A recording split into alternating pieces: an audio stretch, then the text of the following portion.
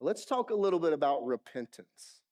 You see, the Bible teaches that the return from exile was a predetermined expectation that is based on repentance.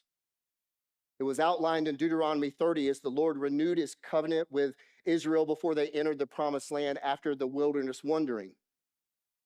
Now, again, Deuteronomy 28 states the conditions of the covenant, right?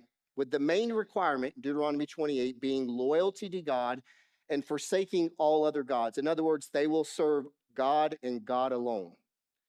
Then in chapter 29, we see the consequences of disloyalty. Deuteronomy 29, 24 through 28.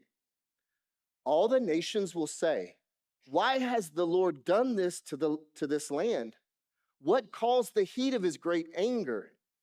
Then people will say it's because they abandoned the covenant of the Lord, the God of their fathers, which he made with them when he brought them out of the land of Egypt, and went and served other gods and worshiped them, gods whom they had not known and whom he had not allotted to them.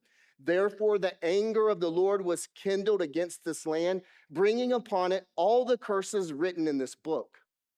And the Lord uprooted them from their land in anger and fury and great wrath, and cast them into another land as they are this day.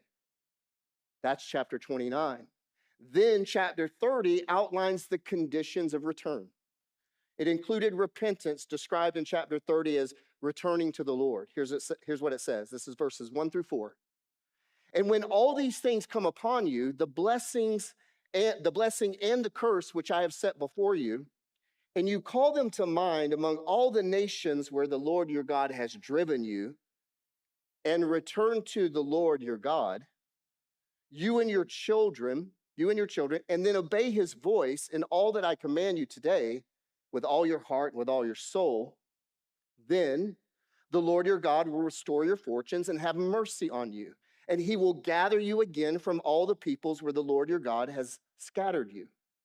So return was promised before they were ever exiled.